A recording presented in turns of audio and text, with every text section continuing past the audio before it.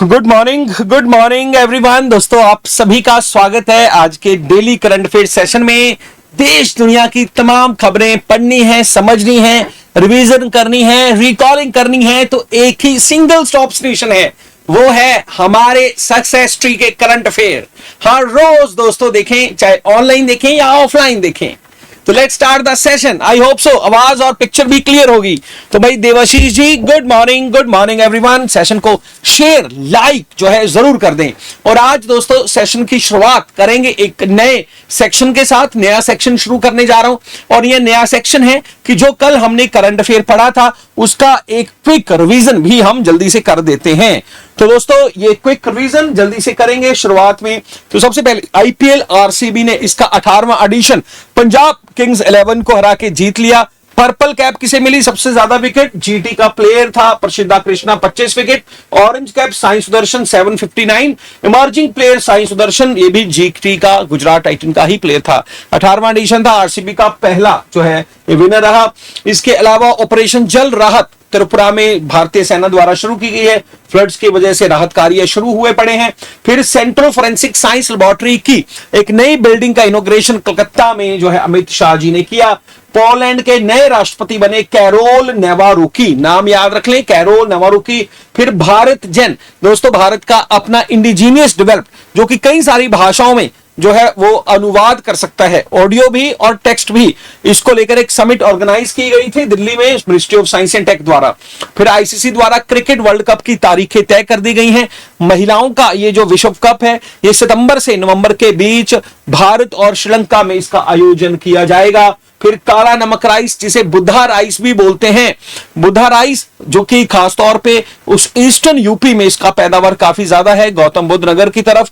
तो दोस्तों माफ कीजिए सिद्धार्थ नगर की तरफ। तो यूपी सरकार सोच रही है कि इसे बुद्धिस्ट कंट्रीज में जो है हम क्यों ना एक्सपोर्ट करना शुरू करें। फिर तमिलनाडु की कुंभकोणम बैटरी लाई को ज्योग्राफिकल इंडिकेटर का टैग मिला है। फिर बैटरी का आधार, इसको लेकर एक समिट है दिल्ली में ऑर्गेनाइज हुई ताकि बैटरीज की भी रीसाइक्लिंग रीयूज ज्यादा से ज्यादा हो सके। सीआईआई के नए प्रेसिडेंट राजीव मेहमानी जी को चुना गया।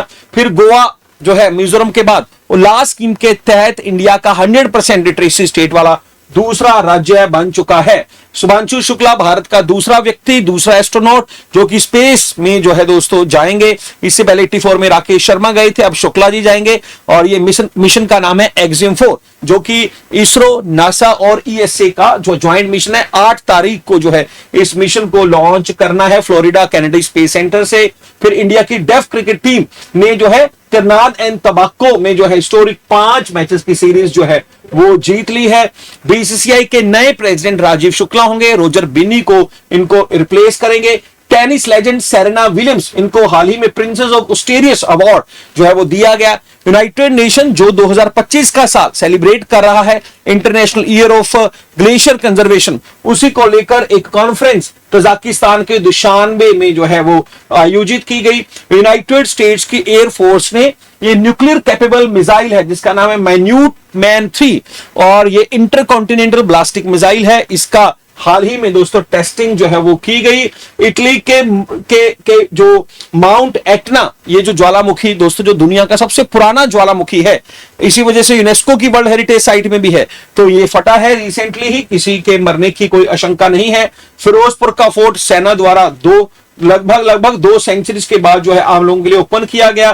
फिर कश्मीर के गांदेरबाल डिस्ट्रिक्ट में जो माता रंगन्या देवी श्राइन का मंदिर है, वहां पर कश्मीरी पंडितों का जो मेला, खीर भवानी जो मेला है उसको आयोजित किया गया। महाराष्ट्र में कक्षा 1 के स्टूडेंट्स के लिए दोस्तों वो जारी की जाएगी, शुरू की जाएगी ताकि उनको मिलिट्री ट्रेनिंग जो है बच्चों को दी जा सके।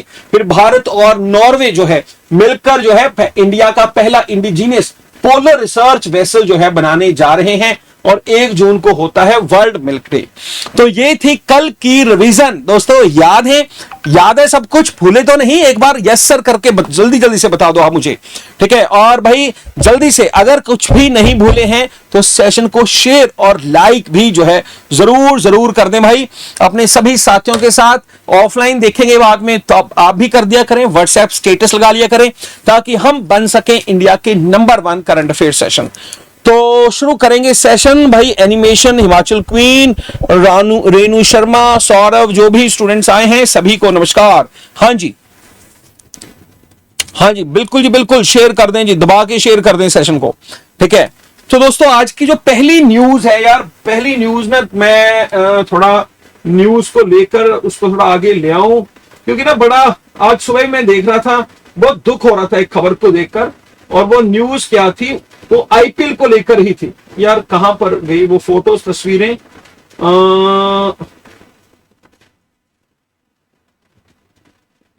यार तस्वीर ही गायब हो गई वो तो। हम्म।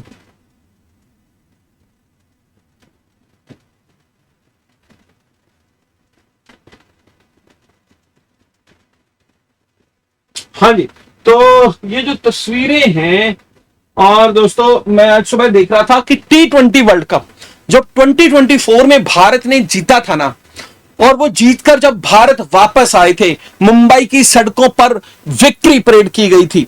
तो वो एक वायरल हो रहा है वीडियो कि उस समय पर एक एम्बुलेंस आई थी और मुंबई की क्राउड ने जो है भाई कुछ सेकंड्स में ही उस पूरी एम्बुलेंस को जो है वो रास्ता दे दिया था, और एम्बुलेंस पहुंची, वो व्यक्ति सही सलामत उसका जो है इलाज हो गया था।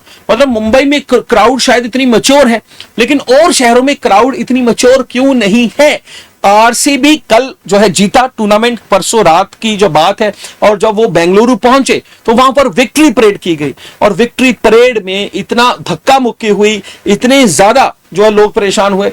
दोस्तों 11 लोगों की ऑफिशियली आंकड़ा है, पता नहीं अनऑफिशियली क्या होगा, ऑफिशियली आंकड़ा बता रहा है 11 लोगों की मृत्यु हो गई है, डेथ हो गई है, और कई सौ जो लोग हैं वो जख्मी हो गए हैं।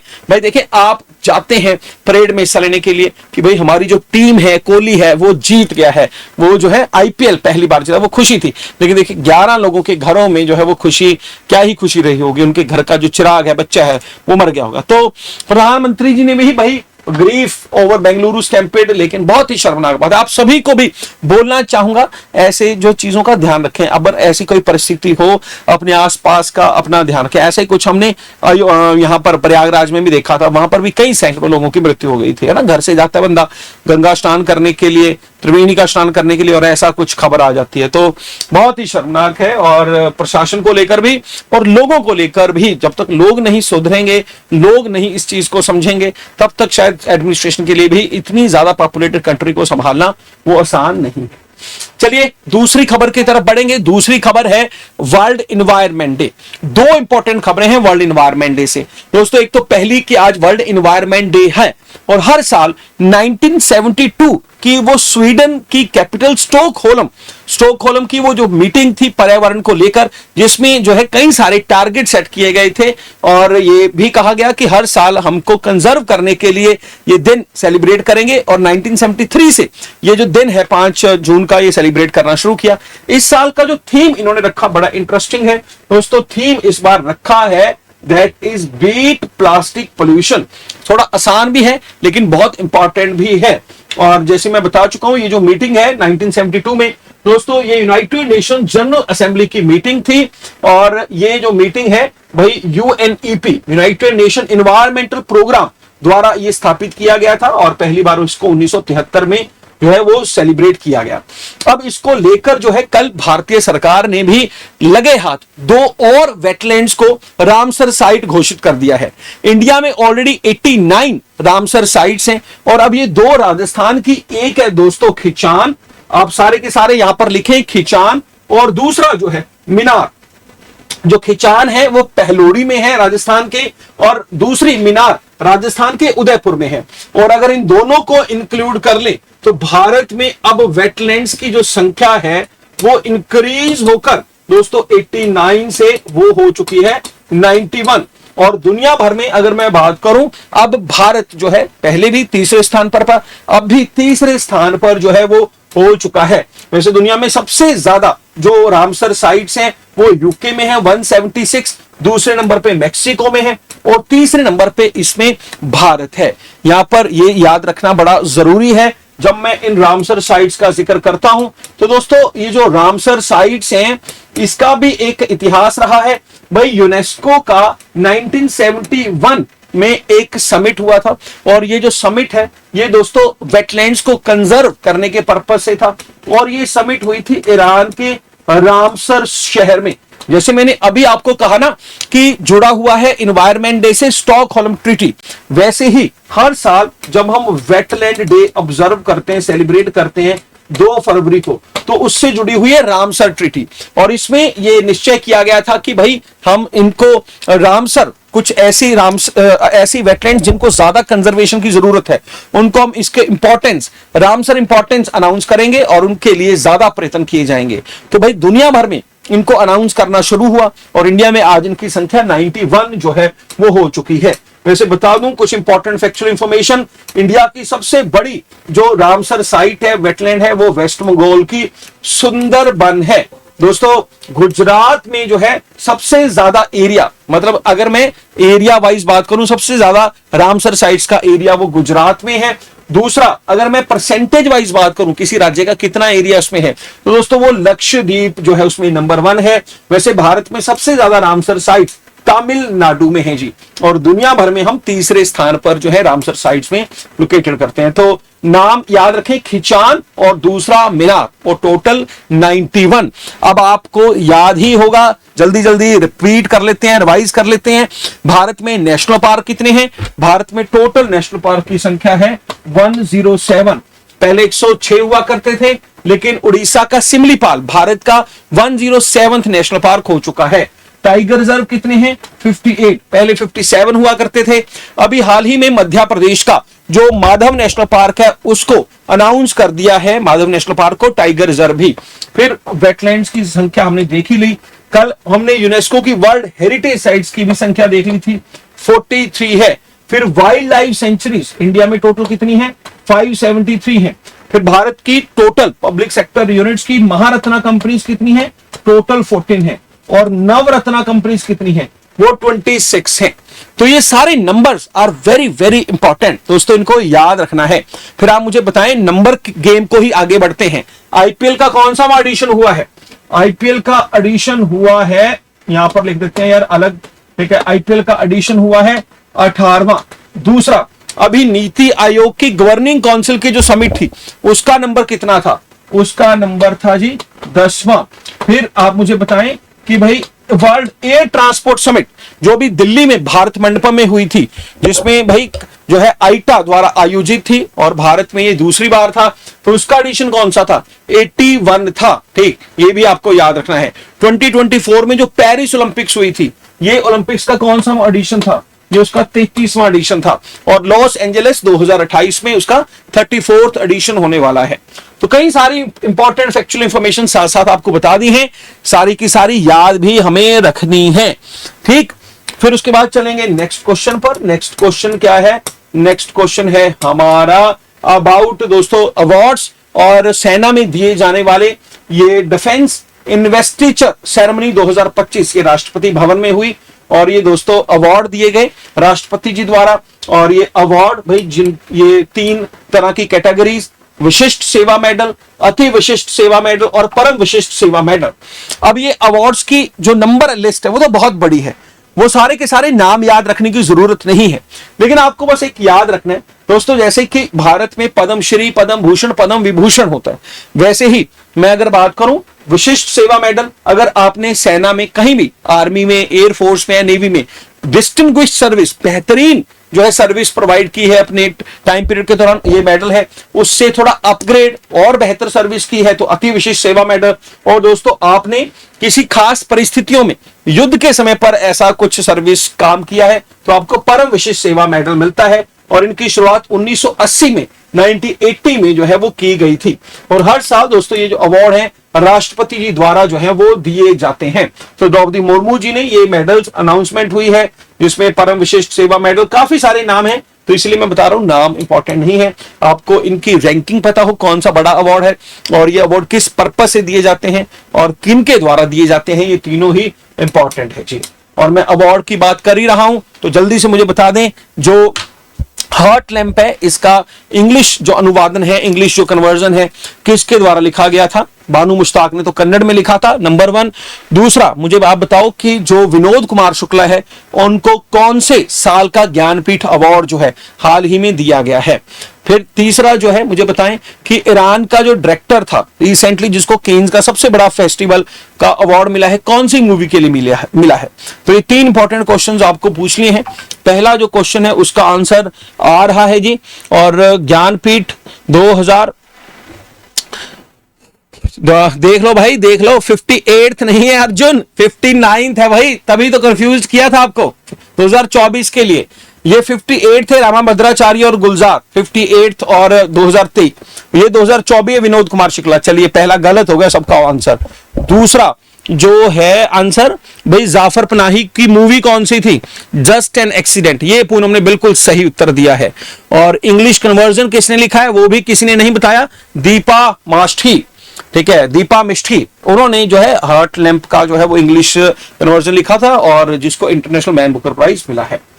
फिर आप सबको पता है अमृतकाल क्या होता है। अमृतकाल मतलब 2047 को लेकर जो हमें देश को डेवलप करने का हमारा प्रोग्राम है, जो हमारा निश्चय है वो 2047 है। और दोस्तों अब जो है उसी से जुड़ा हुआ एक इनिशिएटिव है एम्पावरिंग इंडिया, अमृत पीढ़ी, मतलब ये जो पीढ़ी है इसको अमृत पीढ़ी का नाम दिया गया है, जो देश को आगे लेकर जाने में सक्षम होगी। अब यहां पर सबसे पहले तो मैं आपको बता दूं, उल्लास स्कीम के तहत सरकार ने टारगेट रखा था, कल बताया था कि 2030 तक भारत में हम 100% लिटरेसी रेट कर देंगे। जिसके तहत ऑलरेडी कौन से 2 राज्य हो चुके हैं, मिजोरम भी हो चुका है और गोवा भी हो चुका है। इसमें बेसिक नंबर सिस्टम, बेसिक जो है अल्फाबेटिक सिस्टम, बेसिक स्किल्स जो है वो बच्चों को जरूर पता हो। अब दोस्तों जो सरकार है चाहती है कि नई एजुकेशन पॉलिसी के तहत भाई भारत में 100% ग्रॉस इनरोलमेंट रेशो हो, GER, और 100% ग्रॉस इनरोलमेंट रेशो का मतलब है कि अगर कोई भी विद्यार्थी स्कूल में उसका एडमिशन हुआ है तो वो 12वीं तक की जो एजुकेशन है, सेकेंडरी स्कूल तक की एजुकेशन है, वो 100% इंडिया में हो सके, इसको लेकर टारगेट सेट किया गया है। साथ ही साथ ये कहा गया है कि भाई हायर एजुकेशन में, हायर एजुकेशन का मतलब भाई जैसे ग्रेजुएशन है, पोस्ट ग्रेजुएशन है, वहां पर जो है वो भी हमने इंक्रीज किया है और टारगेट है कि 2035 तक इसे इंक्रीज करके 50% करना है। मतलब 12वीं तक के जितने बच्चे जो स्कूल आउट होते हैं उनके कम से कम 50% बच्चे तो ग्रेजुएशन या पोस्ट ग्रेजुएशन तक पहुंच सके, इसको लेकर टारगेट है सरकार ने स्थापित किया है। तो इसी को नाम दिया है अमृत पीढ़ी का। मैं यहां पर आगे बढ़ने से पहले बता दूं, महाराष्ट्र स्कूल का हमने पढ़ा था, वहां पर अब कक्षा 1 से ही क्या शुरू होगा, क्लास 1 से ही मिलिट्री एजुकेशन शुरू की जाएगी, जिसमें अग्निवीरों को जो है वो जॉब मिलने वाली है। महाराष्ट्र को लेकर यह भी बताया था कि तीसरी लैंग्वेज प्राइमरी स्कूल में वहां पर जो है हिंदी लगने वाली है। फिर हमने कुछ दिन पहले पढ़ा था कि जो केरला है, केरला में स्कूल्स में 10th स्टैंडर्ड में रोबोटिक एजुकेशन जो है वो मैंडेटरी कर दी गई है। याद है कि नहीं याद, एक बार यस सर करके जरूर बताएं। फिर हमने कुछ दिन पहले पढ़ा था कि यूएई ने जो है अपने वहां पर स्कूलिंग सिस्टम में एआई से जुड़े जो सब्जेक्ट्स हैं वो मैंडेटरी कर दिए हैं। ठीक है, तो ये सारी भी आपको याद डेफिनेटली होंगी। तो भाई यहां पर फिर जो है एक तरह का मोदी गवर्नमेंट करने लग जाती है कंपैरिजन कि 2014 से पहले की क्या परिस्थिति थी, उससे पहले हम आए 2014 में हमने क्या कर दिया। जैसे कि यूनिवर्सिटीज की बात करें तो यूनिवर्सिटीज 2014-15 में 760 थी, अब हमने वो 1334 कर दी हैं। हायर एजुकेशन इंस्टीट्यूट जो है वो 13% इंक्रीज हो गए हैं। इसके अलावा 14,500 से ज्यादा स्कूल को अपग्रेड कर दिया है। तो ये आंकड़े हैं, आने के कम चांसेस हैं, लेकिन याद रखें ग्रोस इनरोलमेंट रेशो में टारगेट है कि 100% लिटरेसी हो जाए 2030 तक, और हायर एजुकेशन में जो एनरोलमेंट है 50% तक पहुंच जाए, उसका टारगेट रखा है 2035। यहां पर यह भी आपको याद रखना है कि हमारी जो एजुकेशन मिनिस्ट्री है वो किसके पास है। एजुकेशन मिनिस्ट्री है धर्मेंद्र प्रधान जी के पास। और 2-3 और इंपॉर्टेंट दोस्तों, एक तो नई अब ये एजुकेशन पॉलिसी आई है, उसमें कहा गया कि हम नई 5 जो हैं आईआईटीज जो हैं वो बनाएंगे जल्दी ही। और नई आईआईटीज कौन सी होंगी, तिरुपति दोस्तों, दूसरा पलक्कड़, भिलाई, जम्मू और धारवाड़, मतलब नॉर्थ में भी बन रही है। एक तो ऑलरेडी है रोपड़ में पंजाब में, और ये जम्मू में जो है होगी। तो ये 5 आईआईटीज और 13 नए IIMs जो है स्थापित होंगे, जिससे इनकी संख्या भारत में टोटल 21 हो जाएंगी।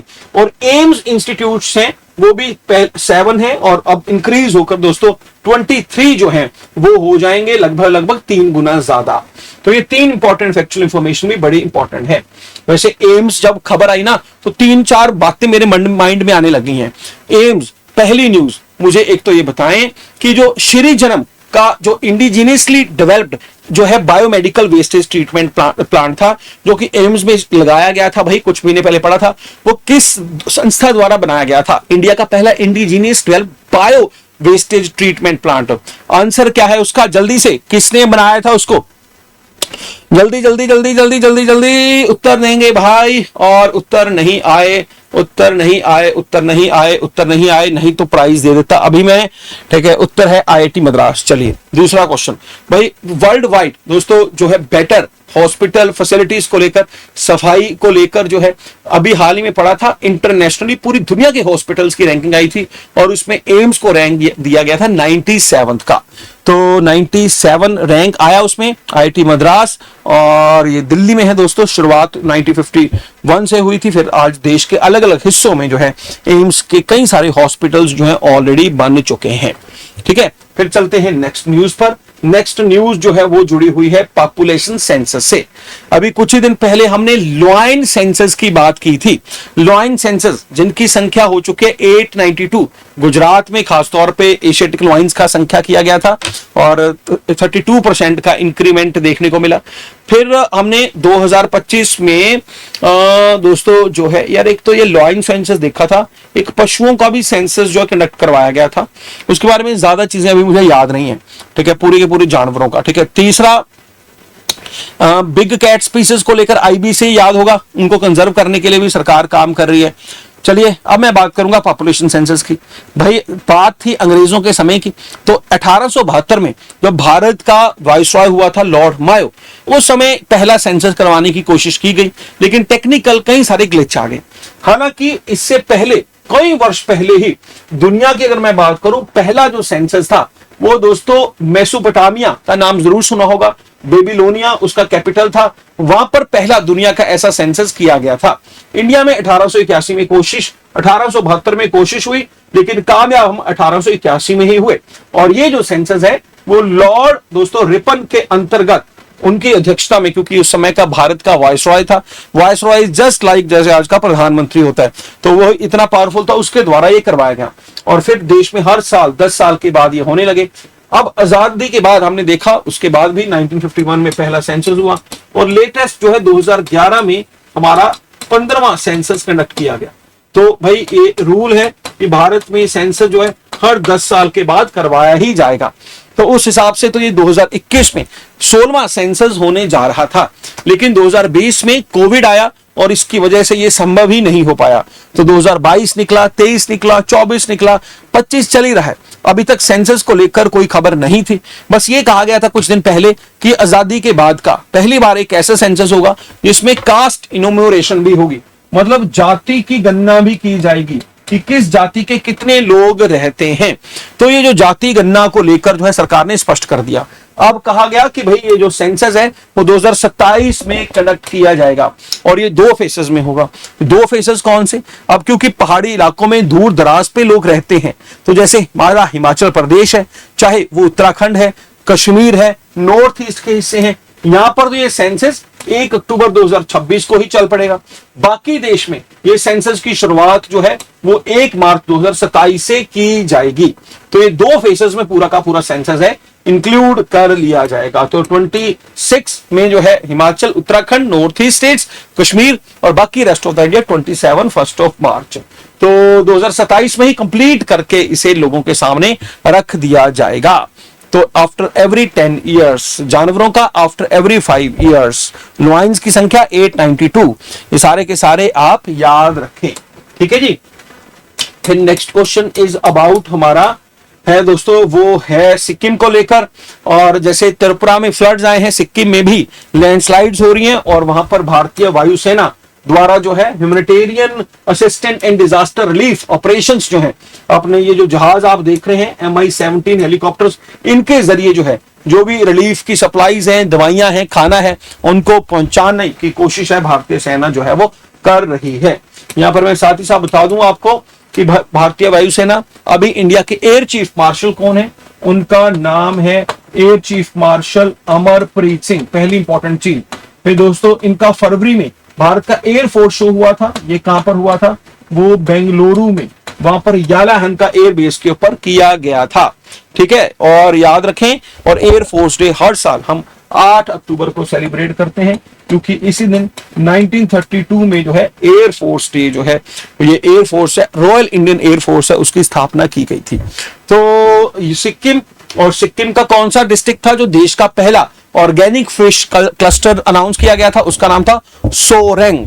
सोरेंग याद रखें, सिक्किम जिसका कैपिटल है दोस्तों, कैपिटल है गैंगटॉक, और यहाँ का कैपिटल है, और 1975 में ही 36वीं अमेंडमेंट के थ्रू इसे भारत का हिस्सा जो है वो बना लिया गया था। फिर नेक्स्ट क्वेश्चन भाई साउथ कोरिया से है, और साउथ कोरिया में इलेक्शन हो चुके हैं, और वहां पर ये हमारे भाई मिस्टर ली जय म्यूंग, मैं फिर रिपीट करता हूं, मिस्टर ली जय म्यूंग, और वहां की लिबरल डेमोक्रेटिक पार्टी के उम्मीदवार हैं। मैं कहता हूं सारे के सारे स्टूडेंट्स एक बार लिखकर यहां पर बताएं, ली जाय म्यूंग, इन्होंने जो है भाई अपने कंजर्वेटिव राइवल किम मोनसू को जो है हरा के राष्ट्रपति का इलेक्शन जीत लिया है। तो ली जाय म्यूंग, यहां पर ये बता दूं, यहां पर भी कनाडा की तरह ही स्नैप इलेक्शन हुआ था। अब आप कहेंगे सर स्नैप इलेक्शन होता क्या है? SNAP, स्नैप इलेक्शन का मतलब है जब निर्धारित समय से पहले ही इलेक्शन हो जाए। यहां पर भी टेन्योर 5 साल होती है, लेकिन भाई यहां का जो राष्ट्रपति था ना, उसने क्या किया, 3 जो है जनवरी को यून सुक ने यहां पर इमरजेंसी लगा दी। इसने कहा कि साउथ कोरिया के बड़े सारे अफसर और बड़े सारे जो मिलिट्री के लोग हैं वो ऑलरेडी नॉर्थ कोरिया के साथ मिल चुके हैं, और इसलिए इमरजेंसी लगा देते हैं। बाद में कहा कि भाई सबने, तेरा दिमाग खराब हो गया, कोई कहीं से नहीं मिला, और इसको फिर सबने मिलकर पहले तो राष्ट्रपति शासन हटवाया, और बाद में इसको इम्पीच किया, और फिर नए इलेक्शन को जो है वो डिसाइड दे दिया गया था तारीख 3 जून, और अब ली जाय म्यूंग जो है वहां के नए राष्ट्रपति जो है वो बन चुके हैं। यहाँ की कैपिटल याद रखें, कैपिटल का नाम क्या है? वो सेओल है जी, साउथ कोरिया। यहां पर याद करना है हमें, क्या हमें करना है, एंथोनी एल्बनीज कौन है, हमें याद रखना है लॉरेंस ज़ुंग कौन है, हमें याद रखना है मार्क कार्ने कौन है, हमें याद रखना है अनीता आनंद कौन है, हमें याद रखना है दोस्तों अपना यार क्या नाम था उनका, फ्रेडरिच मर्ज जो है वो कौन है, हमें याद रखना है काश पटेल कौन है, हमें याद रखना है तुलसी गबार्ड कौन है, हमें याद रखना है तुलसी गबार्ड कौन है, हमें याद रखना है यार इनका नाम क्या था, विवेक रामास्वामी कौन है, हमें याद रखना है सुखबीर संधू कौन है, सुखबीर संधू कौन है, हमें याद रखना है जो है ज्ञानेश्वर कुमार कौन है, हमें याद रखना है अजय कुमार कौन है, अजय सेठ कौन है, हमें याद रखना है BVR गवई कौन है, जस्टिस सूर्यकांत कौन है। ये सारे के सारे नाम है ना, कितने स्टूडेंट्स हैं जिनको याद है यार, सच सच बताना, जितने नाम लिए हैं, ठीक है, कोई इज देयर एनी, मतलब मुझे तो उम्मीद है कि सारे ऐसे स्टूडेंट होंगे, ठीक है। तो भाई बहुत बढ़िया, पूनम, सौरभ, है ना, सारे के सारे नाम याद है, बहुत अच्छा लगा अगर आपने ऐसा बोल दिया तो, ठीक है। अब तो ऐसा होगा आपको भी कि सर बस ना, मतलब बोल दें और हम उसी वक्त आंसर दे दें, है ना, तो ये हर रोज आप आते हो, और जो स्टूडेंट्स जो है अभी आना, जिन्होंने शुरू ही किया है, उनको भी मैं उम्मीद दिलाता हूं और 100% श्योर करता हूं, अगर आप हर रोज आएंगे ना, आप 15-20 दिन में ही डिफरेंस देखना अपने आप में महसूस कर देंगे कि भाई हमारा योगेश सर का करंट अफेयर क्यों इंपॉर्टेंट है, क्यों जो है महत्वपूर्ण है, ठीक है, ये मैं बिल्कुल आपको श्योर करता हूं। हाँ जी, ठीक है। तो दोस्तों यहां पर जो है मुझे आपसे जुड़े 1 साल हो गया, बहुत बढ़िया पूनम, और ये बेनिफिट भी हो रहा है नहीं हो रहा है ना, ये भी बताएं साथ साथ, ठीक है। तो 1 साल हुआ है, और मैं आपको सिर्फ गारंटी देता हूं 20-25 दिनों में, जैसे डॉक्टर होते हैं ना कि भाई दवाई ले लो 3 दिन में बिल्कुल ठीक, 20 दिन आओ तो सुन के ना चीजें याद आनी शुरू हो जाएंगी, ये बिल्कुल श्योर है। हाँ जी, बहुत ही बढ़िया, बहुत ही शानदार। फिर उसके बाद जो है नेक्स्ट इज NSO। दोस्तों अब यहां पर ना ये कुछ डेटा आया है, जो भारत में एक ministry of static and program implementation है भाई, उसके अंतर्गत काम करने वाला NSO ने डाटा दिया है फाइनेंशियल ईयर 25 का, और भाई इवन फाइनेंशियल ईयर 25 के लास्ट क्वार्टर, अब ये जनवरी फरवरी मार्च उसका, और ये डाटा है हमारी जीडीपी को लेकर। अब आज का 100 रुपीज वाला क्वेश्चन देख लेते हैं। आज देखते हैं कौन जो स्टूडेंट है प्राइज लेकर जाएगा। मुझे बताएं, ministry of static and program implementation का मंत्री कौन है भारत में, और आपको मैं देता हूं 15 सेकंड। तो भाई आपका टाइम जो है वो शुरू हो चुका है अब। तो भाई यहां पर 1 1 1 2 2 2 3 3 3 4 4 4 4 5 5 5 5 6 6 6 6 7 6 नहीं यार, निर्मला सीतारमन नहीं है अर्जुन। 6 6 7 7 7 7 8 और जो है यहां पर 9, फिर 10 नहीं, मनसुख मंडविया भी नहीं है, 11 12 13 14 और एक और देखूंगा आंसर, अगर किसी का आ गया तो ठीक, और 15 बिल्कुल नहीं भाई, गलत हो गया आंसर। राव इंद्रजीत सिंह जो है, राव इंद्रजीत सिंह जो है वो मिनिस्टर ऑफ स्टेट हैं, गुड़गांव से एमपी हैं भाई, और वो हैं हमारे MOSPI, और उनके अंदर ये NSO काम करता है, और इन्होंने एनुअल जीडीपी डाटा दिया है। अब यहां पर इंपॉर्टेंट क्या है, अब इसको समझने के लिए सबसे पहले तो मैं आपको बताऊंगा यहां पर 2 इंपॉर्टेंट जो फैक्चुअल जो है डेफिनेशंस आपको पता हो। सबसे पहले तो आपको पता हो कि जीडीपी क्या होता है।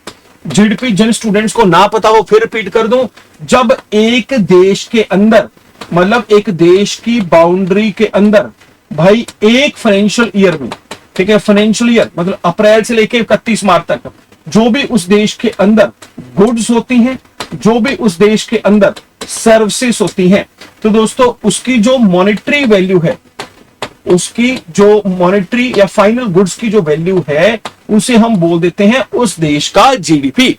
4 इंपॉर्टेंट बातें याद रखनी है। अब दूसरा है आपको कि सर ये रियल जीडीपी क्या है, और दूसरा जो है वो नॉमिनल जीडीपी क्या है, ये भी याद रख लें। अब जब मैं बात करता हूं रियल जीडीपी और नॉमिनल जीडीपी की, तो सबसे पहले रियल जीडीपी देख लें, और उससे भी पहले हमें समझना पड़ेगा कि जब जीडीपी का हम मॉनेटरी वैल्यू कैलकुलेट करते हैं गुड्स और सर्विस का, दोस्तों उसको हम 2 तरीके से कर सकते हैं। एक तो हम कर सकते हैं कांस्टेंट प्राइस के ऊपर, और दूसरा हम कर सकते हैं करंट प्राइस के ऊपर। अब स्टूडेंट्स कहेंगे कि सर ये कांस्टेंट प्राइस और करंट प्राइस क्या होता है। भाई कांस्टेंट प्राइस और करंट प्राइस का मतलब है कि कांस्टेंट प्राइस जहां से हम अपनी महंगाई दर कैलकुलेट करते हैं, जैसे फिलहाल हम अपना जो महंगाई कैलकुलेट करते हैं वो करते हैं 2011-12 से, जिसे हम अपना बेस ईयर मानते हैं, और अभी 2026 से इसे सरकार ने डिसाइड कर दिया है कि अभी उसे इंक्रीज कर दे, 2022-23 कर दिया जाएगा, लेकिन फिलहाल तो ये 2011-12 है। जब भी हम कहते हैं कि यार देश में महंगाई बढ़ गई है, देश में प्याज का रेट बढ़ गया है 10%, देश में टमाटर का रेट बढ़ गया है 20%, तो ये जब सरकार ये बात बोलती है ना, सरकार कहती है कि भाई ये जो 10% 20% बढ़ा है, कहां से बढ़ा है, बेस ईयर से बढ़ा है। और दोस्तों बेस ईयर में जब भी किसी प्रोडक्ट का प्राइस है उसे हम कहते हैं कांस्टेंट प्राइस, और आज अभी जो प्रेजेंट में प्राइस है इसे हम कहते हैं करंट प्राइस। और कांस्टेंट प्राइस और करंट प्राइस में डिफरेंस होता है इन्फ्लेशन का, महंगाई की वजह से चीजें बढ़ती रहती हैं। तो जब हम जीडीपी को याद रखें कांस्टेंट प्राइस पर कैलकुलेट करते हैं, उसे तो हम कहते हैं real GDP, GDP at constant price. और दूसरा जब हम जीडीपी को कैलकुलेट करते हैं करंट प्राइस के ऊपर, और उसे हम बोलते हैं नॉमिनल जीडीपी। तो रियल जीडीपी भी आपको क्लियर हो गया होगा, और जो आपको नॉमिनल जीडीपी भी क्लियर हो गया होगा। अब यहां पर देखें ये डेटा बता रहा है, ये डेटा क्या बता रहा है कि भाई अब भारत का जो रियल जीडीपी है वो एस्टिमेटेड पिछले 4 साल में सबसे कम है, और ये 6.5% की ग्रोथ रेट से हम बढ़े हैं। हालांकि ऐसा कहा जा रहा था, आरबीआई ने कहा था कि हम फाइनेंशियल ईयर 25 में 6.6% इंक्रीज होंगे, लेकिन हम 6.5% ही इंक्रीज हो पाए हैं। दूसरा दोस्तों यहां पर नंबर दिए हैं, और नंबर क्या है, नंबरों में बताया गया है कि जैसे कि फाइनेंशियल ईयर 25 में भारत का जो रियल जीडीपी है वो कितना था, वो दोस्तों 330 लाख करोड़ है, जो कि फाइनेंशियल ईयर 2024 में 301 लाख करोड़ था। मतलब हम 29 करोड़ जो है ज्यादा बढ़े हैं। दूसरा अगर मैं बात करूं, ये नॉमिनल जीडीपी है, रियल जीडीपी में हमारा जो फाइनेंशियल ईयर में जो जीडीपी था वो 176 लाख करोड़ था। और अगर मैं बात करूं 2025 की, तो भाई वो 187 लाख करोड़ है। तो पिछले साल के मुकाबले हम लगभग 11 करोड़ जो है 11 करोड़ है वो आगे बढ़े हैं। तो 187 लाख करोड़ और ये 176 लाख करोड़, मतलब 11 लाख करोड़ है आगे बढ़े हैं। तो मतलब जीडीपी बढ़ रहा है, और भाई बढ़ा है तभी तो हमने अभी हाल ही में जापान को भी सरपास कर दिया है। अभी हम दुनिया की यूएसए, चाइना, जर्मनी के बाद चौथी सबसे बड़ी इकोनॉमी बने हुए हैं। अब ये आंकड़े आपको एग्जाम में तो नहीं पूछे जाएंगे, लेकिन एग्जाम में आपको रियल जीडीपी के बारे में पूछा जा सकता है, आपको पूछा जा सकता है नॉमिनल जीडीपी के बारे में, आपको एग्जाम में पूछा जा सकता है कि इसको लेकर जो डेटा है, जीडीपी को लेकर डेटा कौन रिलीज करता है। तो आपको पता होना चाहिए एनएसओ रिलीज करता है, नेशनल स्टैटिस्टिक्स ऑफिस, और फिर आपको पता होना चाहिए एनएसओ कौन से मंत्रालय के अंतर्गत काम करता है। तो फिर आपको पता होना चाहिए ministry of static and program implementation, MOSPI, और मंत्री कौन है फिलहाल, राव इंद्रजीत सिंह है। तो सारी की सारी इंपॉर्टेंट इंफॉर्मेशन जो है आपको पता हो, फिर एग्जाम में दोस्तों आप कर सकते हैं कमाल। और इसी डेटा में आया है एनएसओ के कि 51% जो रूरल वुमेन है उनके पास मोबाइल फोन नहीं है। और मोबाइल फोन क्यों नहीं है, यहां पर भी कई सारे स्टूडेंट होंगे, गांव से होंगे स्टूडेंट्स। तो भाई क्या लगता है, क्या पर गांव पे पेट्रायर्ची है, लड़कियों को कोई फोन देकर राजी ही नहीं है? दूसरा, क्या भाई लड़कियों के हाथ में फोन देखकर या महिलाओं के हाथ में फोन देखकर लगता है कि ये तो बिगड़ ही जाएंगे, इसलिए नहीं उनको दिया जाता? या फिर वहां पर इंटरनेट की सुविधाएं नहीं है, या फिर वहां पर डिजिटल फोन नहीं? क्या रीजन लगता है आपको? ठीक है, तो ये तो आप बेहतर, क्योंकि आप जो है ग्राउंड जीरो पर बैठे हैं, आप बता सकते हो भाई। ठीक है, हमारे यहाँ तो सबके पास है। वेरी गुड, बहुत बढ़िया जी, बहुत ही शानदार। ठीक है, नॉट फ्रीडम सर जी, हाँ जी। और अर्जुन भाई तू क्यों बोल रहा है भाई, तुम तो लड़के ही हो, तुम कौन सा लड़की हो? ठीक है, तो जरूर बताएं मुझे कमेंट बॉक्स में। और ये जो है इसी आंकड़े में ये बात भी आई है। फिर हमारी जो इंडियन डिपार्टमेंट ऑफ पोस्ट है, ठीक है, या जिसे हम इंडिया पोस्ट भी बोल देते हैं, इनके द्वारा एक नया प्रोग्राम लॉन्च किया गया है दोस्तों, ध्रुव पॉलिसी। और ध्रुव का मतलब है digital hub for reference and unique virtual address. देखिए, कोई समय था जब चिट्ठियों को पहुंचाने के लिए बड़ा प्रयत्न होता था, फिर बाद में कुछ नए एक्सपेरिमेंट किए गए, जैसे पिन कोड होता है ना, जो परमानेंट इंफॉर्मेशन जो नंबर है, जहां पर आपके राज्य का, आपके शहर का, आपके गांव का एड्रेस उसमें छुपा होता है। जैसे कि बैंकों में जब आप चेक या NEFT करते हैं तो वहां पर भी दोस्तों बैंक का, ब्रांच का जो कोड है वो लिखा जाता है। वैसे ही फोन करते थे पहले लैंडलाइन, तो भाई हर शहर का एक कोड हुआ करता था। ठीक है, जैसे चंडीगढ़ का 0172 हुआ करता था। तो वैसा ही अब जैसे ईमेल है वो भी आपका एड्रेस है। तो भाई ये जो department of post, Indian post है, वो चाहते हैं कि भाई भारतीय में जो हम और बेहतर सेवाएं इंडियन पोस्ट के अंदर दे पाए, तो उसको लेकर जो है भाई हर एक जो स्थान की, हर एक लोकेशन की बेहतर इंफॉर्मेशन, बेहतर जो एक्सेसिबिलिटी हो, उस वजह से इन्होंने ध्रुव प्रोग्राम, इसका फुल फॉर्म याद रखें, digital hub for reference and unique virtual address, जो है ये डिजिटल एड्रेस DPI के लिए लॉन्च जो है वो कर दिया है। बहुत इंपॉर्टेंट है। इसका पर्पस है लोकेशंस की आइडेंटिफिकेशन करना, ताकि इवन सिर्फ यहां चिट्ठियों तक की बात नहीं, गवर्नमेंट की सर्विस या फिर कोई इमरजेंसी रिस्पॉन्स हो या एक्यूरेसी हो। ई कॉमर्स में आजकल तो होता था भाई, मैं जब छोटा था ना कि मेरे शहर में तो ये Amazon फ्लिपकार्ट नहीं आया करता था, तो मुझे बड़े शहर का देना पड़ता था एड्रेस। आपके साथ भी शायद कभी ऐसा हुआ होगा। अब तो ये सारे Amazon फ्लिपकार्ट सभी जगह जाने लग गए हैं। बैंकिंग, अर्बन प्लानिंग, सभी को जो है सर्विस है, सभी व्यक्तियों को मिल सके, इस वजह से ध्रुव प्रोग्राम लॉन्च किया गया है, ताकि इंडिया में एड्रेस एज ए सर्विस जो है उसको सिक्योर और एफिशिएंट जो है हम बना पाए। फिर उसके बाद अगली जो न्यूज है, ये न्यूज आई है कीनिया से। कीनिया अफ्रीकन कंट्री है, और नैरोबी में दोस्तों यूनाइटेड नेशन जनरल असेंबली की एक मीटिंग हुई, और इस मीटिंग में डिसाइड किया गया कि United nation habitat general assembly का जो प्रेसिडेंट है, देखिए यूनाइटेड नेशन के कितने सारे ऑर्गन हैं। अगर आपको याद हो, आज से कुछ महीने पहले हमने पढ़ा था कि इंटरपोल, जो कि भाई वो भी एक अंतरराष्ट्रीय पुलिस है, उसका हेड बनाया गया था 2 साल के लिए UAE को। अब वैसे ही यूनाइटेड नेशन का ये organ, UN habitual programme, united nation habitat general assembly, तो इसका अगले 4 साल के लिए 2025 से लेकर 2029 तक का जो हेड है वो दोस्तों प्रेसिडेंट है, वो बना दिया गया है 2 देशों को, और ये एक मलेशिया है और एक UAE है। सबसे पहले तो मैं आपको बता दूं, ये जो यूनाइटेड नेशन हैबिटेट असेंबली है, इसकी शुरुआत 1975 से हुई थी।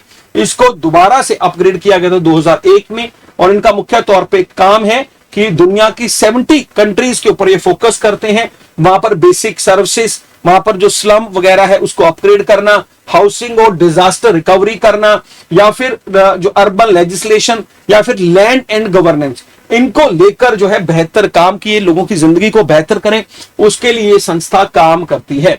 और अब इनका प्रेसिडेंट मलेशिया और यूएई दोनों को 2025 से 2029 के लिए चुन लिया गया है। ये पहली बार है कि मलेशिया दोस्तों यूनाइटेड नेशन की किसी भी ऑर्गन बॉडी का जो है वो हेड बना है। वैसे मैं आज सुबह देख रहा था, इसमें न्यूज में शामिल नहीं मैं कर सका, United Nation economic social council है, पता नहीं उसका भी इंडिया 2 साल के लिए मेंबर बना है। देखो मैं एक बार स्टूडेंट्स को याद हो तो India become a member of United Nation economic social council, कुछ ऐसा ही देखो हाँ जी, United Nation economic and social council, हाँ जी ठीक है, वेरी गुड, यही था भाई, स्टूडेंट्स लिख भी रहे हैं। और इसका जो मेंबर है ना इंडिया 2026 से 2028 के लिए बना है, इसको बोलते हैं इकोसोक। इकोसोक का मतलब है United Nation economic and social council, ठीक है। तो वो मैं कल लेकर आऊंगा न्यूज पहली, लेकिन आपको बता दी है। आज सुबह कई यार होते हैं ना कि सुबह की न्यूज, मतलब मेरा दिल होता है उसको मैं शामिल कर लूं। घर से काफी ऑफिस दूर है, मैं लगभग घर से चलता हूँ 8 बजे के करीब, और 8 सवा 8 के करीब चलता हूँ, फिर मैं यहाँ पहुंच जाता हूँ दोस्तों कुछ 1 घंटे के बाद, और फिर एक सेशन है मेरा इससे पहले भी, और फिर 10-15 मिनट का समय मिलता है मुझे हमारे इस क्लास से पहले, लाइव क्लास से पहले, और 10-15 मिनट में मेरी कोशिश रहती है कि भाई सब कुछ इंक्लूड कर लूं, सब कुछ इंक्लूड कर लूं। बहुत सारी चीजें फिर भी रह जाती हैं, लेकिन फिर भी कोशिश होती है सब कुछ अच्छे से इंक्लूड कर सकें। साथ ही साथ मैं आपको बता दूं, हमारा टेलीग्राम चैनल है दोस्तों, हमने बनाया है एक अलग से, वो जो सिर्फ करंट अफेयर से जुड़ा हुआ है, ठीक है। तो मैं यार वो भी आपको बता दूं, ठीक है, मैंने सोचा था मैं बताऊंगा स्टूडेंट्स को, तो भाई करंट अफेयर की रिवीजन प्रैक्टिस अच्छे से हो पाए उसको लेकर हमने ये बनाया है। इसका लिंक जो है मैं आपको यहां पर शेयर कर देता हूं, ठीक है। हाँ जी ठीक है, तो ये लिंक आपको आ गया होगा, तो इसके साथ भी जरूर जुड़े, ठीक है। तो प्रैक्टिस को लेकर भी और बहुत सारी रोचक बातें करंट अफेयर को लेकर, हमारे प्रोसेस को लेकर मैं आपके साथ साझा करता रहूंगा, तो उससे भी जरूर जुड़ें जी, ठीक है। तो ये लिंक आपको दे दिया है, और ये बाद में जो स्टूडेंट्स ऑफलाइन देखते हैं कमेंट बॉक्स में भी मैं ये प्रोवाइड कर दूंगा, ठीक है। तो फिर यहां पर जो है हमारी अगली जो न्यूज है वो आरबीआई से जुड़ी है। और दोस्तों मुंबई में एक मीटिंग के दौरान रिजर्व बैंक ऑफ इंडिया इन्होंने लॉन्च किया है क्लाइमेट रिस्क डेटा प्लेटफॉर्म। अब ये क्लाइमेट रिस्क डेटा प्लेटफॉर्म क्या है, ताकि भाई बहुत सारे जो फाइनेंशियल सेक्टर रिस्क हैं उनको एड्रेस किया जा सके। जैसे भारत में बड़े स्तर पे एग्रीकल्चर लोन इसलिए वापस नहीं आ पाते क्योंकि दोस्तों क्लाइमेट की फोरकास्टिंग सही से नहीं हो पाती, या फिर हो पाती है तो भाई उस समय तक उस फसल को वहां पर काट या वो संसाधन उनके पास अवेलेबल नहीं होते, बिजनेस में नुकसान हो गया, एक्सपोर्ट इंपोर्ट में नुकसान हो गया, तो उनको कम करने के पर्पस से जो है इनके द्वारा ये क्लाइमेट रिस्क इंफॉर्मेशन सिस्टम, जिसका नाम रखा है CRIS, ये जो है दोस्तों डेटा प्लेटफॉर्म है, ये जारी किया है। और उन्होंने जो है एक डिस्क्लोजर फ्रेमवर्क फाइनलाइजिंग किया है ताकि इन फाइनेंशियल रिस्क को कम किया जा सके, खत्म तो नहीं किया जा सकता लेकिन कम किया जा सके। आरबीआई के बारे में याद रखें, हाल ही में हमने पढ़ा था, एक तो संजय मल्होत्रा यहाँ के गवर्नर बन चुके हैं, दूसरा यहाँ की नई डिप्टी गवर्नर पूनम गुप्ता बनी है, 4थी बार है कोई महिला डिप्टी गवर्नर बनी है। फिर आरबीआई के बारे में हमने पढ़ा था यार, क्या पढ़ा था, एक न्यूज पढ़ी थी बड़ी इंपॉर्टेंट, कौन सी न्यूज थी भाई, कौन सी न्यूज थी, एक तो यार पता नहीं 50 रुपए का नया नोट चल रहा है बड़ी जल्दी, ऐसा कुछ न्यूज पढ़ी थी हमने, 50 का चल रहा है 200 का चल रहा है, वो भी जल्दी से बताओ यार। हाँ जी, तो आरबीआई इंट्रोड्यूस विच नोट,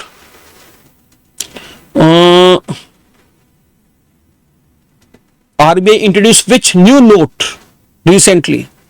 हाँ जी, 20 रुपए का नया नोट जो है, हाँ 20 रुपए का नया नोट, नहीं यार ये भी पुरानी ही न्यूज है, नहीं बिल्कुल जी, 20 रुपीज का जो नोट है वो बड़ी जल्दी आने वाला है, ठीक है। इसके अलावा अच्छा, आप में से कितने ऐसे स्टूडेंट हैं जो चाहते हैं कि सर जो इकोनॉमी के और बैंकिंग के जो क्वेश्चन इस बार यूपीएससी में आए थे, वो कुछ लगभग 20-21 क्वेश्चन थे, वो करवाए जाएं, तो मुझे अभी भी यस सर करके बताएं, और मुझे बाद में भी आफ्टर द क्लास जो है कमेंट बॉक्स में बता सकते हैं, जो ऑफलाइन देखते हैं। बड़े इंटरेस्टिंग क्वेश्चन थे यार, मतलब 3-4 क्वेश्चन तो ऐसे थे, अगर जो करंट अफेयर नहीं पढ़ता स्टूडेंट कितना मर्जी इकोनॉमी पढ़ ले वो कर ही नहीं सकते। ठीक है, तो मुझे कमेंट बॉक्स में भी बताना, तो उसको भी हम एक दिन जो है रिकॉर्डेड सेशन में मैं आपको करवाऊंगा। फिर ये ब्रांड बेस्टर है, ये तो आप समझ ही गए होंगे किसकी तस्वीर है।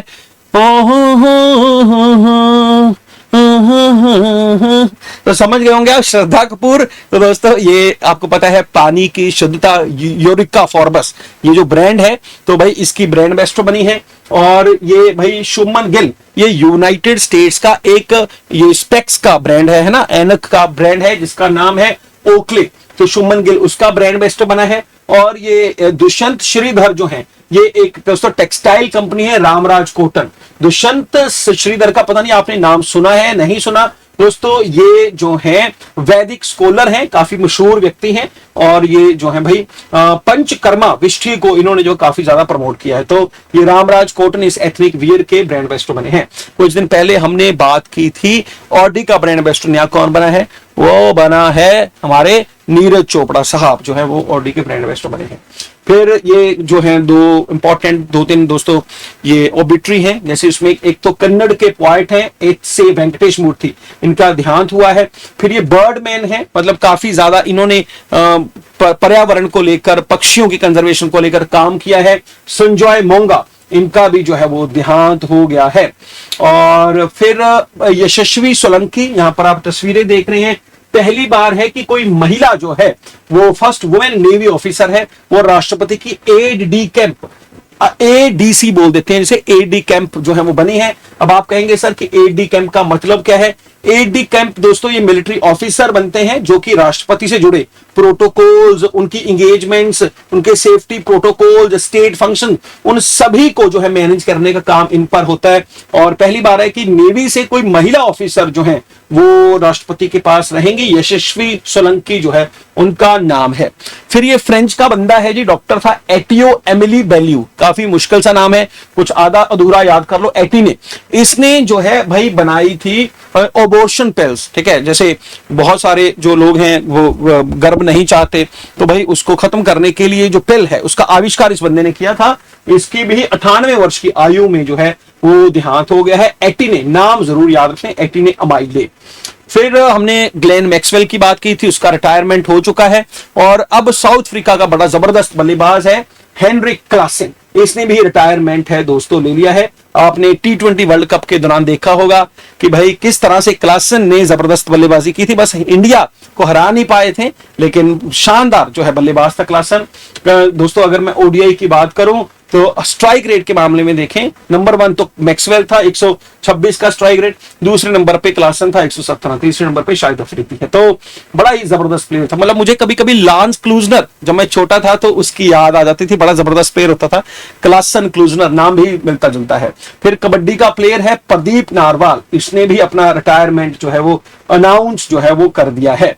फिर 2028 की जो ओलंपिक्स गेम्स हैं जो होने जा रही है लॉस एंजलिस में दोस्तों, उसमें होंडा जो कंपनी है, जापान की कंपनी है, उसको उसका ऑटो स्पॉन्सर जो है, मतलब उन्होंने किसी भी एक ऑटोमोबाइल कंपनी को चुनना था और होंडा को चुन लिया है उसका ऑफिशियल स्पॉन्सर।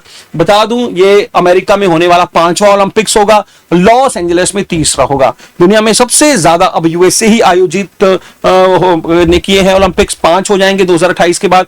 और अगर कोई ऐसा शहर जिसमें 3 ओलंपिक्स हुए हों तो इसमें एक लंदन है, एक पेरिस है, और 2028 के बाद लॉस एंजलिस भी उस श्रेणी में शामिल जो है वो हो जाएगा। और आपको याद होगा क्रिकेट शामिल होगा 128 साल के बाद। 1900 में पेरिस में खेला गया था क्रिकेट, 2028 में जो है T20 क्रिकेट है यहां पर खेला जाएगा। तो दोस्तों ये थे आज के इंपॉर्टेंट एमसीक्यूज खबरें। आई होप सो आपको हर छोटी से छोटी खबर जो देने की कोशिश की, जो आपके एग्जाम में पूछी जा सकती है, अच्छी लगी होगी, रिवीजन भी होगी, रिकॉलिंग भी होगी।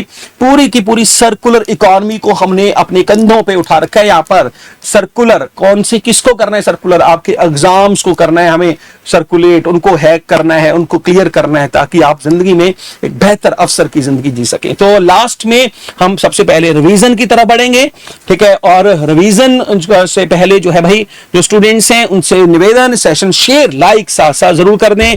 बबली ठाकुर जी, नेपाल देश सूर्य किरण अभ्यास में 18वें संस्करण की मेजबानी कर रहा है, बहुत बढ़िया, कल इसके बारे में बात कर लेंगे। तो दोस्तों रिवीजन में पहला क्वेश्चन है कि देश की कौन सी पूर्व विदेश मंत्री, ये जो है कौन से देश की पूर्व विदेश मंत्री, नाम क्या है? एना-लेना बैरबॉक, यूनाइटेड नेशन की प्रेसिडेंट बनी है। आप यार चुटकियों में, आप सक्सेस ट्री के स्टूडेंट्स हो, आप चुटकियों में आंसर दे देंगे। योगेश शर्मा की करंट अफेयर लगाने के बाद भी अगर 5 सेकंड भी लग रहे हैं तो बहुत बुरी बात है। जर्मनी की है भाई, नाम क्या है इसका? नाम है, ये पढ़ाई है हमने भाई, एना-लेना बैरबॉक। दूसरा, कौन सा कंट्री है जिसने जापान को ओवरटेक कर लिया है? दुनिया का लार्जेस्ट लेंडर, मतलब सबसे ज्यादा पैसा दिया है, सबसे ज्यादा पैसा देने वाला कंट्री 2014, फ्रांस, ब्रिटेन, जर्मनी या इटली? क्या सही उत्तर? सही उत्तर है दोस्तों, Germany is the correct answer. और तीसरा क्वेश्चन, गवर्नमेंट ऑफ इंडिया ने जो ध्रुव पॉलिसी डॉक्यूमेंट अनवील किया है, उसका पर्पस है कि डिजिटल पब्लिक इंफ्रास्ट्रक्चर जो है वो बिल्ड किया जा सके थ्रू विच डिपार्टमेंट? कौन सा डिपार्टमेंट के थ्रू? स्पेस, पोस्ट, फाइनेंस या आईटी? आज वैसे कोई भी प्राइज नहीं जी सका 100 रुपीज वाला, बहुत दुख की बात है। इसका जो उत्तर है वो डिपार्टमेंट ऑफ पोस्ट या फिर इंडियन पोस्ट जिसे बोलते हैं। आज सुबह की न्यूज ऑल इंडिया रेडियो में और नरेंद्र मोदी जी जो है आज, क्योंकि वर्ल्ड एनवायरमेंट डे है, 200 इलेक्ट्रिक बसेस का जो है इनॉग्रेशन करेंगे। दिल्ली में 2 नई वेटलैंड्स जारी कर ली गई हैं। देखो सुबह खबर आई है ऑल इंडिया आकाशवाणी की और हमने इंक्लूड भी कर ली है जी। यहाँ रख दें जी, नाम क्या आपका? अजय सर। हाँ जी, अजय जी आ गए हैं जी हमारे, और यहाँ पे रख दे जी, चाहे आपको पता था अजय कुमार। अजय कुमार हमारे बने कौन हैं? वो बने हैं हमारे यूपीएससी के चेयरमैन। तो भाई फिर यहाँ पर जो है India economic and social council का 2 साल के लिए मेंबर हो चुका है। इसके अलावा दोस्तों जो है इंटरनेशनल योगा डे को लेकर खबरें आ रही हैं, 17 दिन जो है वो बचे हुए हैं। इसके अलावा इंडिया और नॉर्वे मिलकर इंडिया की पहली इंडिजिनियस पोलर सर्च वेसल कल खबर हो गई थी। मिलिट्री ट्रेनिंग वाली कल खबर हो गई थी।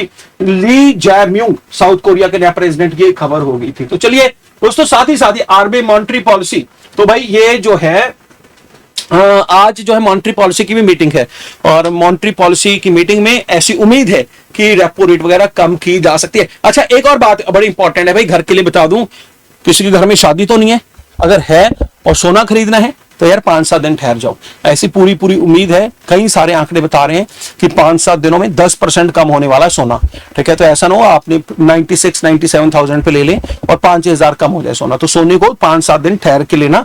ये भी आपको मैं पति की खबर बता देता हूं। बहुत बहुत धन्यवाद, थैंक यू सो मच।